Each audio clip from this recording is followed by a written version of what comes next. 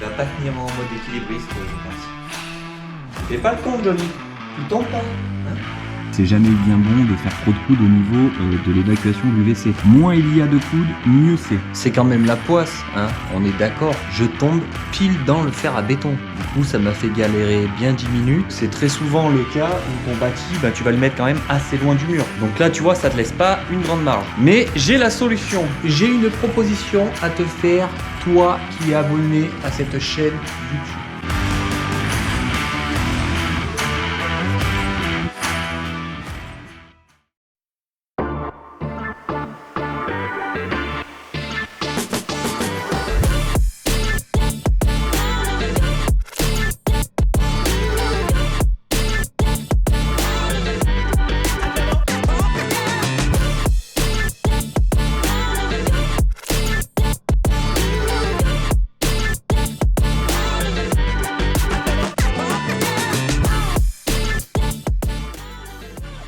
Salut à tous et bienvenue dans cette nouvelle vidéo.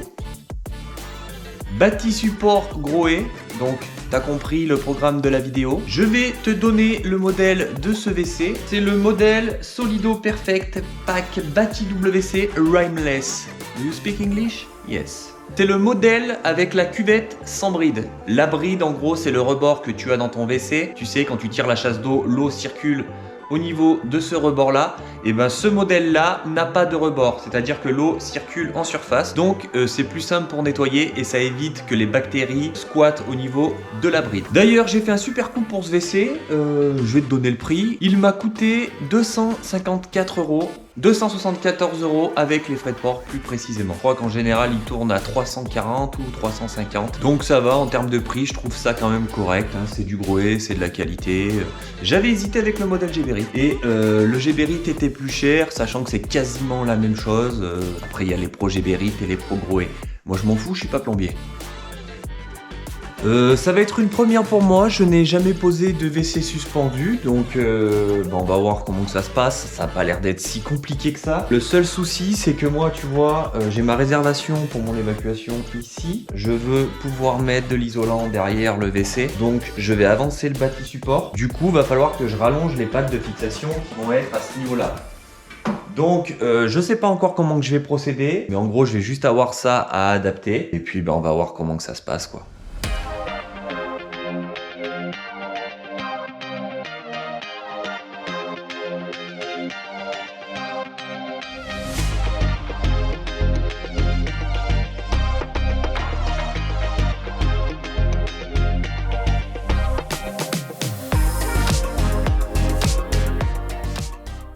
Donc là, tu as vu, j'ai tracé la profondeur. Donc tu vois, au niveau de la profondeur, mon bâti arrive à ce niveau-là. Je me suis calé par rapport à ma réservation pour mon évacuation. J'ai repéré mon axe. Donc le WC va faire 90 cm de large avec le placo. J'ai tracé un trait à 45 cm pour avoir le milieu. Donc là, je vais positionner mon laser et je vais positionner le bâti.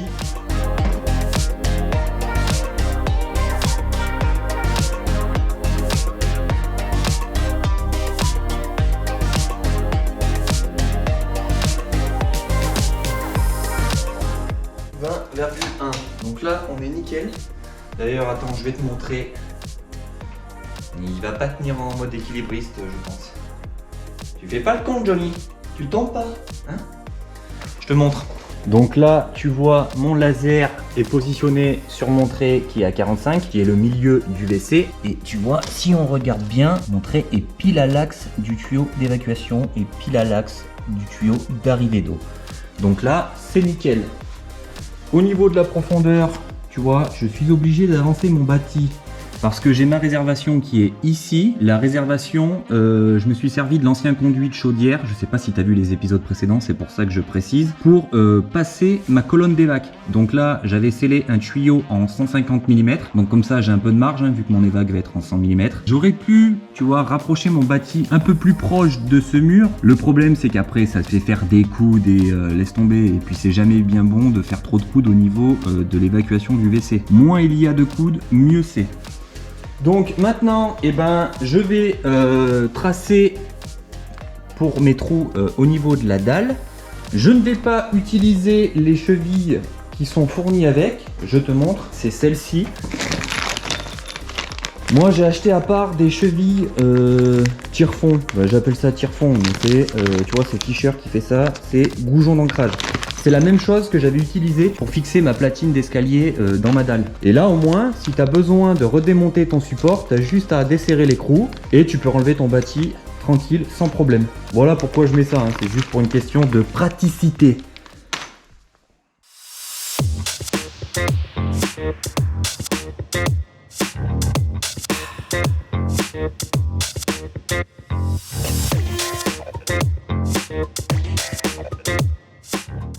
Tu vois, quand t'as la poisse, tu sais, je sais pas si t'as vu l'épisode où je rebouche le conduit. J'ai mis des torts, tu vois, pour renforcer avec mon béton. Tu me crois ou tu me crois pas? Je suis pile dans le tort. Donc, fais chier, hein, fais chier.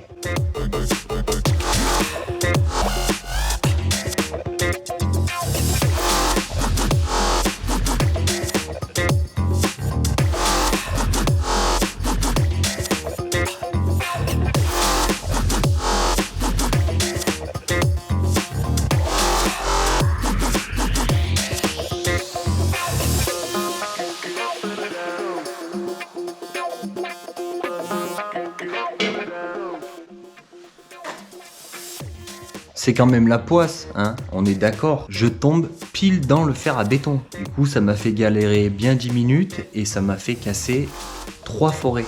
3 forêts de qualité. Forêt à métaux. Mais bon, le principal, c'est que j'y suis arrivé. Maintenant, prochaine étape, fixer le... Journée de merde, on va l'enlever de là, hein. Ça va éviter de casser autre chose. Du coup, maintenant, prochaine étape, fixer le bâti au niveau du mur pour pouvoir régler l'aplomb. Donc, il te file ça avec. Donc, tu vois, ça rentre comme ceci. Et une fois que tu as ton réglage, tu pousses et tu tords les pattes et tu verrouilles. Sauf que là, tu vas te rendre compte qu'il y a un petit problème. Donc voilà, tu le fixes comme ça dans ton mur et la tige filetée est censée rentrer dans ton bâti. Et après, tu vois, à ce niveau-là, tu as une empreinte cruciforme pour venir régler. Là, le problème, c'est que mon bâti, il est quand même assez loin de mon mur. C'est le seul point négatif que je trouve au niveau de l'ensemble du bâti support, du truc complet. C'est ça, là. Il devrait quand même faire en sorte d'avoir des tiges filetées plus longues. Parce que c'est très souvent le cas où ton bâti, bah, tu vas le mettre quand même assez loin du mur. Donc là, tu vois, ça te laisse pas une grande marge. Mais j'ai la solution. Donc, pour remédier à ce problème, j'ai été acheter une tige filetée en M8, comme celle-ci. J'ai acheté aussi un écrou raccord, une rallonge, pour raccorder, tu vois, la tige filetée. Hop. Et celle-ci. Et maintenant, il suffit juste de prendre la cote, tout recouper et le problème sera réglé. Mais c'est quand même dommage, tu vois, je trouve, qu'ils fournissent pas des tiges plus longues. Après, je sais que chez Géberit, ils vendent les kits avec les tiges filetées plus longues. J'ai pas regardé chez Groé. Enfin bon, le truc, c'est que ça te fait racheter un truc en plus. Là, une tige filetée et 4 écrous rallonge, ça va te coûter quoi, 5 €, donc autant pas s'embêter, quoi. Hein.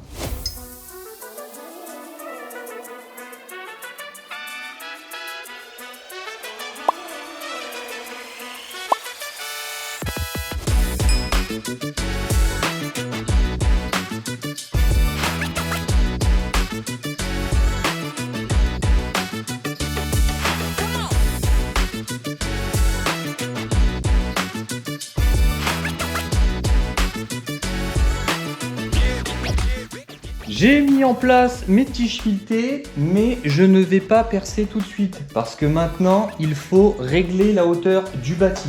Tu vois ici il y a un point de repère, 1 mètre, c'est la cote standard par rapport à la hauteur de la cuvette. Après c'est pas obligatoire, hein. Si tu veux mettre un peu plus haut ou un peu plus bas, tu fais comme tu veux, mais eux ils te mettent un repère pour pas galérer.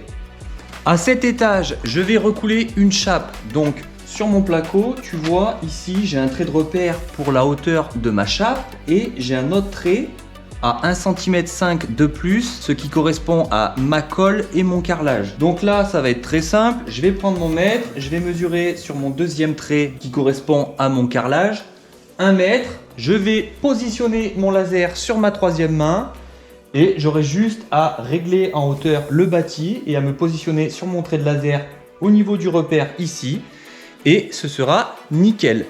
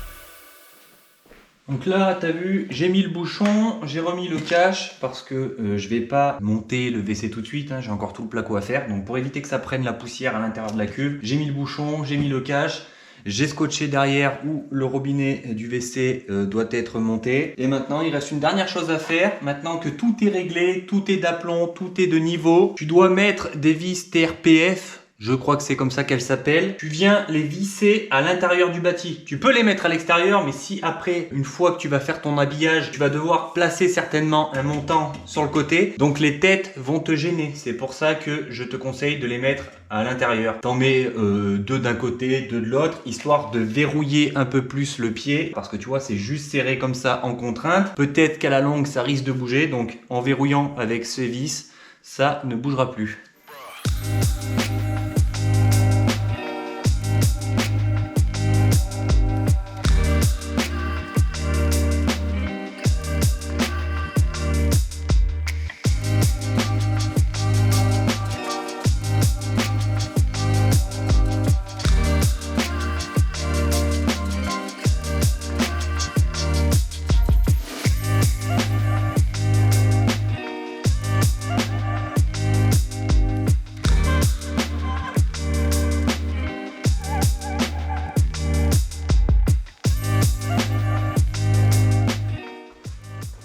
La pose de mon bâti support est terminée et là peut-être que tu as un doute sur la solidité de l'ensemble du fait que j'ai rallongé les fixations murales. Je vais te prouver maintenant que ça ne bouge pas du tout. Et moi je fais 75 kg, tu vois. Sachant qu'après je vais faire l'habillage autour, donc je vais venir visser des montants dans mon bâti, donc ça va encore plus consolider l'ensemble. Là, ça bougera jamais. D'ailleurs, petit conseil, si tu es en travaux, en rénovation et que tu peux monter ton bâti avant de monter tes cloisons de ton WC, fais-le avant. Parce qu'après, sinon, avec la cloison, tu vas galérer pour venir visser tes montants dans le bâti, parce que là c'est avec de la vis TRPF, c'est assez raide à visser dedans, comme ça tu te compliqueras moins la vie, ce sera beaucoup plus simple. C'est pour ça que moi je l'ai posé avant même de monter mes cloisons. Tu te poses peut-être une question du fait que le bâti est quand même assez loin de mon mur. C'est très simple, c'est que tu vois, j'avais fait ma réservation, les murs en bas sont beaucoup plus larges. D'ailleurs, si tu as vu les épisodes précédents, tu sais, je t'ai parlé que j'avais un conduit dans ma salle de bain provisoire derrière. J'ai cassé ce conduit, hein, j'étais obligé parce que là après il va falloir que je passe ma colonne, donc j'ai réussi à le casser, même si c'était compliqué parce que j'avais pas beaucoup d'accès. J'ai constaté qu'en fait les murs du premier niveau du rez-de-chaussée de la maison sont en pierre. C'est pour ça que ma réservation est assez loin, parce que mon mur d'en bas vient jusqu'ici. Donc c'est pour cela que mon bâti est assez avancé. Et puis comme je te disais, pour éviter de faire trop de coudes pour l'évacuation du WC. Avant de conclure cette vidéo, j'ai une proposition à te faire, toi qui es abonné à cette chaîne YouTube. Je tourne cette vidéo le 16 février. Nous sommes bientôt 4100 abonnés sur cette chaîne. C'est incroyable. Merci à tous. Dans un épisode précédent, je t'avais parlé d'un jeu concours pour fêter les 5000 abonnés et pour tous vous remercier pour votre soutien. Et tu vois, je suis en pleine hésitation par rapport au cadeau de ce jeu concours. Tu vois, j'hésite entre deux choses et je me suis dit, bah en fait, propose aux gens entre les deux trucs où t'hésites et c'est eux qui choisiront.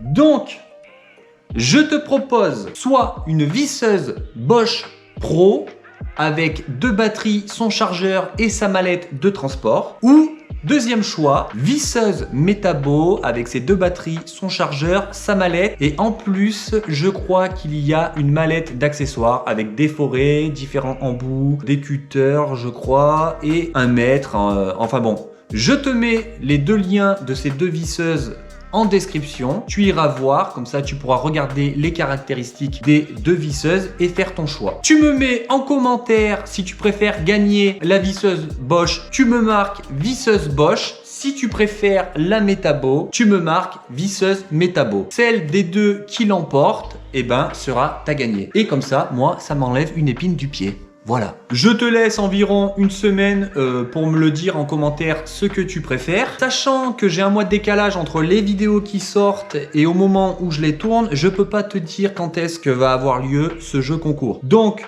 loupe pas les prochains épisodes si tu ne veux pas louper ce jeu concours. En tout cas, j'espère que cette vidéo tuto sur la pose d'un bâti support t'aura plu et qu'elle pourra potentiellement t'aider dans tes futurs travaux. N'oublie pas de me donner ton choix en commentaire pour le futur jeu concours. Abonne-toi à cette chaîne YouTube si tu n'es pas abonné. Plus le nombre d'abonnés grandira sur cette chaîne et plus je pourrai vous faire gagner des choses. Merci à tous d'avoir regardé cette vidéo. À dimanche prochain. Ciao!